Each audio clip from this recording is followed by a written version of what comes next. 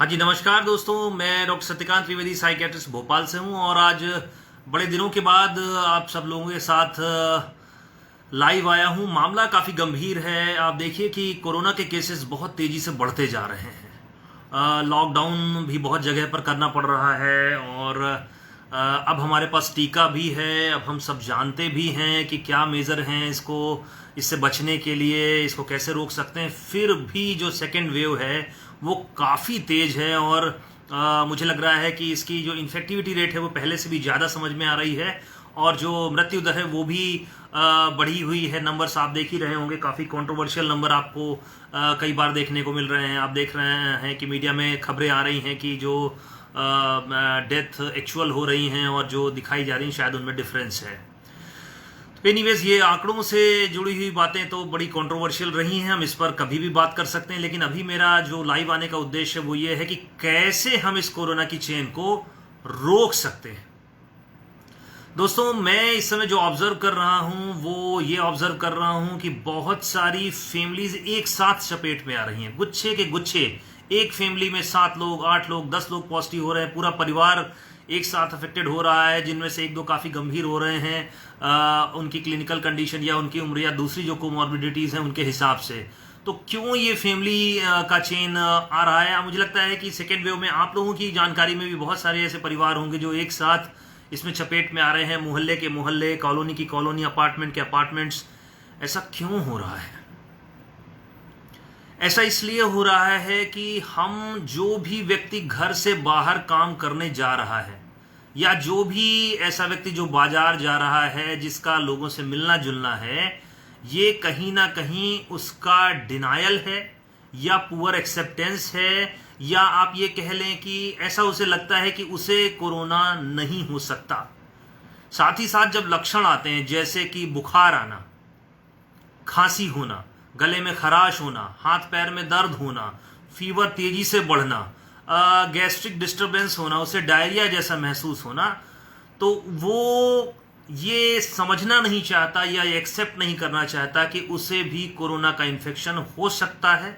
वो बाह्य चीज़ों पर वो कारण जो है वो एट्रीब्यूट करता है। जैसे कि उदाहरण के लिए उत्तर भारत के परिदृश्य की मैं बात करूं, उसे लगता है कि ये सर्दी गर्मी का मौसम का फेरबदल है, इसकी वजह से हो रहा है। उसने फ्रिज का ठंडा पानी पी लिया है, इसकी वजह से हो गया है। उसने नए मटके का पानी पी लिया, इसलिए खराश हो गई है। वो कूलर या एसी में या तेज पंखे में सो गया, इसकी वजह से उसको प्रॉब्लम हो गई है। या उसने कोई खट्टी चीज़ें खा ली हैं, आम खा लिया है, कोई फ्रूट खा लिया, उसकी वजह से ऐसा हो गया है। ये बात उसे ये कारणों के बारे में समझते में, एक्सेप्टेंस करने में काफ़ी समय लग जाता है और जब लक्षण तेज़ी से बढ़ते हैं तो वो जांच कराता है और उसे कोरोना पॉजिटिव आता है। समस्या ये होती है कि जो पीरियड उसने ये सोचने में और कोरोना टेस्ट कराने में गुजारा, उस पीरियड में घर के बहुत सारे लोग प्रभावित हो चुके होते हैं। इस कारण से घर में बहुत सारे लोग गुच्छे के गुच्छे में प्रभावित होते चले जा रहे हैं। तो इसके लिए टेक्निक ये है, इसके लिए विवेक ये है, इसके लिए वाइजनेस ये है कि घर से बाहर काम कर रहा व्यक्ति अगर अपने ही घर में वो आइसोलेट रहे, या सामान्य शब्दों में समझे कि वो अपने ही घर में अगर एक किराएदार की तरह रहे, लोगों से कम कांटेक्ट करे। और ज़रूरी नहीं है, एक बहुत सारे कुछ भ्रम है कि ऐसा लगता है कि मैं घर वालों के साथ हूं तो मैं मास्क क्यों लगाऊं, मैं कलीग्स के साथ में हूं तो मास्क क्यों लगाऊं, मैं तो ये तो घर वाला है, इसके साथ में सोशल डिस्टेंसिंग ब्रीच कर सकता हूं। ऐसे बहुत सारे मिथ्स हैं या कॉग्निटिव एरर्स कह लें, जिसकी वजह से लोग इसे ब्रीच कर देते हैं और जाने अनजाने में प्रभावित हो जाते हैं। दोस्तों की जैसा पिछले कई सेशंस में मैं लिखता चला रहा हूं, अपने आर्टिकल्स में भी मैं लिख रहा हूं, अपने वन लाइनर्स में भी मैं लिख रहा हूं कि अगर लॉकडाउन लगाना पड़ता है तो ये कहीं ना कहीं हमारी चॉइस है, ये हमारी लापरवाही है। हम बात बात में सरकारों को उलाहनाएं देते हैं कि गवर्नमेंट कुछ नहीं कर रही है, गवर्नमेंट ने ये नहीं किया, उसे लॉकडाउन लगा देना चाहिए था। लॉकडाउन क्यों लगाना पड़ रहा है? क्योंकि हम नहीं समझ रहे हैं, क्योंकि हम सोशल डिस्टेंसिंग ब्रीच कर रहे हैं, हम भीड़ भाड़ वाली जगहों में जा रहे हैं, हम वहां पर अपनी सारी एक्टिविटीज कर रहे हैं, लेकिन हम अपेक्षा ये करते हैं कि सरकार लॉकडाउन करे। ऐसे में दोस्तों जो सबसे ज्यादा बुरा प्रभाव पड़ेगा मेरी नजर में, जो अर्थव्यवस्था पे प्रभाव तो है ही है, मैं बार बार कहता आ रहा हूं कि शिक्षा पर जो इसका प्रभाव पड़ रहा है वो बेहद ही दूरगामी होगा और बेहद ही घातक होगा और देश को ये खोखला कर सकता है। मेरे पास अभी बहुत सारे क्लाइंट्स आए, बहुत सारे युवा लोग अपनी मानसिक समस्याओं को लेकर के आए। तो एक व्यक्ति का मैं यहां पर जिक्र करना चाहूंगा कि वो बेंगलोर से एक महंगी यूनिवर्सिटी से एक बहुत अच्छा कोर्स एमबीए का कर रहा है, 2 साल का।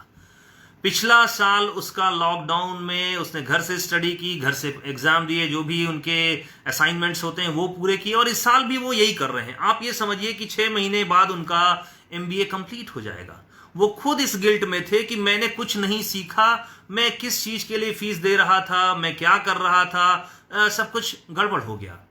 बहुत सारी बच्चियां मेरे पास आई जिन्हें पीएमटी की पढ़ाई के लिए भोपाल आना था, कोई पिपरिया से आना चाह रहा था, कोई हरदा से आना चाह रहा था, कोई सागर से शिफ्ट होना चाह रहा था, कोई रीवा से शिफ्ट होना चाह रहा था, कोई जबलपुर से कोटा जाना चाह रहा था, कोई सतना से कोटा जाना चाह रहा था, कोई विदिशा से कोटा जाना चाह रहा था। लेकिन अब उनके पेरेंट्स के प्लान बदल गए हैं, क्योंकि इस पैंडेमिक के कारण उनके पेरेंट्स अब उन्हें भेजना नहीं चाहते। स्पेशली अगर मैं लड़कियों की बात करूं तो ओवरऑल लॉकडाउन अगर लगता है या कोरोना फैलता है तो उसके अप्रत्यक्ष परिणाम हमें सदियों तक भुगतने पड़ेंगे, दशकों तक भुगतने पड़ेंगे, पूरे परिवार को भुगतने पड़ेंगे। हो सकता है ये चीजें अभी हमारे आपके समझ में नहीं आ रही हों, लेकिन इसका बहुत बड़ा पेमेंट हमें करना पड़ सकता है दोस्तों। तो मेरी आपसे गुजारिश है कि आप सोशल डिस्टेंसिंग को जरूर फॉलो करें। जब कभी भी घर से बाहर निकलें, अपने रूम से बाहर निकलें, अपने परिवार के सदस्यों के साथ में भी आप मास्क का यूज कर सकते हैं, करना चाहिए।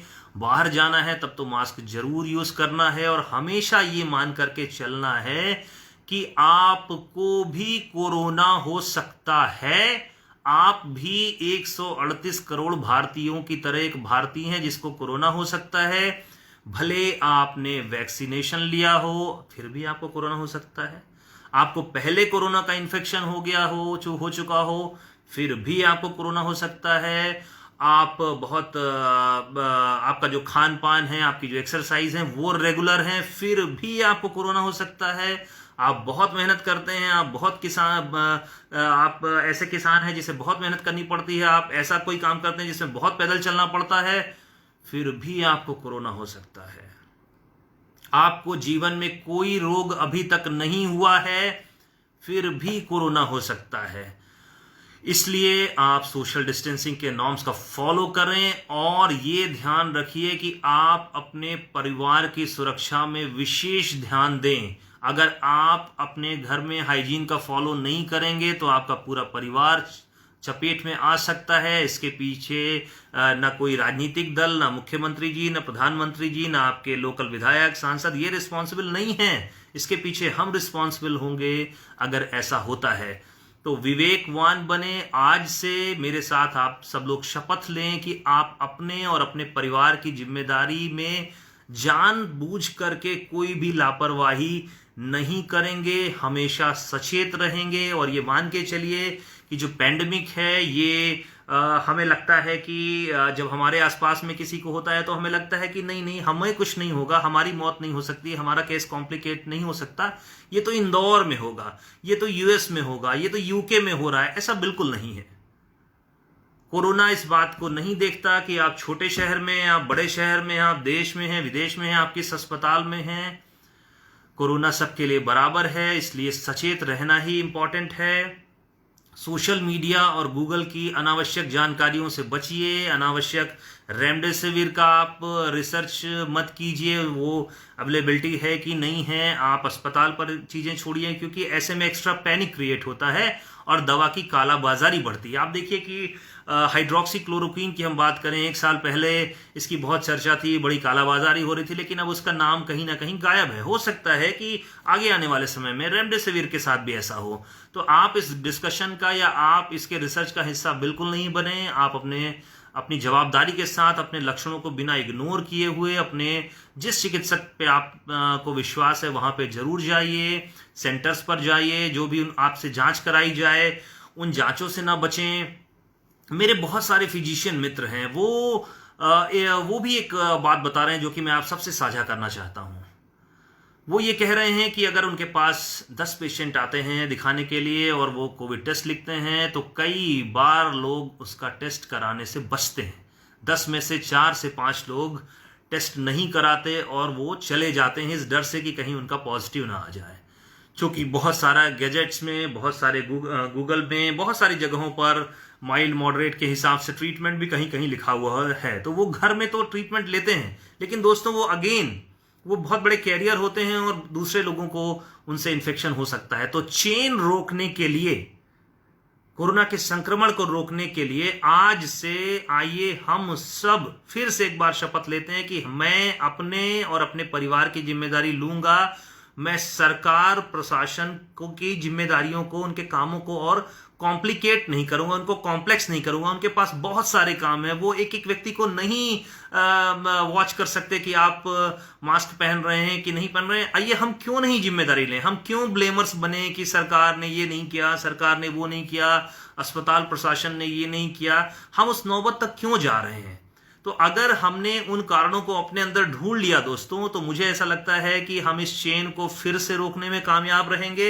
हम फिर से एक नई शुरुआत करेंगे और हम अपनी जिंदगी फिर से सुचारू रूप से चला पाएंगे और संभावित लॉकडाउन से फिर हम बच सकेंगे। और इस वीडियो के माध्यम से प्रशासन से मेरा ये विनम्र निवेदन है, मुख्यमंत्री जी से मेरा विनम्र निवेदन है, प्रधानमंत्री जी से मेरा विनम्र निवेदन है कि लॉकडाउन को बिल्कुल भी ऑप्ट नहीं करें। मुझे ऐसा लग रहा है कि हम ज़्यादा से ज़्यादा जो अपना समय, ऊर्जा और पैसा है वो जागरूकता में अगर लगाएंगे तो मुझे ऐसा लगता है कि लॉकडाउन की ज़रूरत ना के बराबर रहेगी और लॉकडाउन लगने से काफ़ी नुकसान हो सकता है।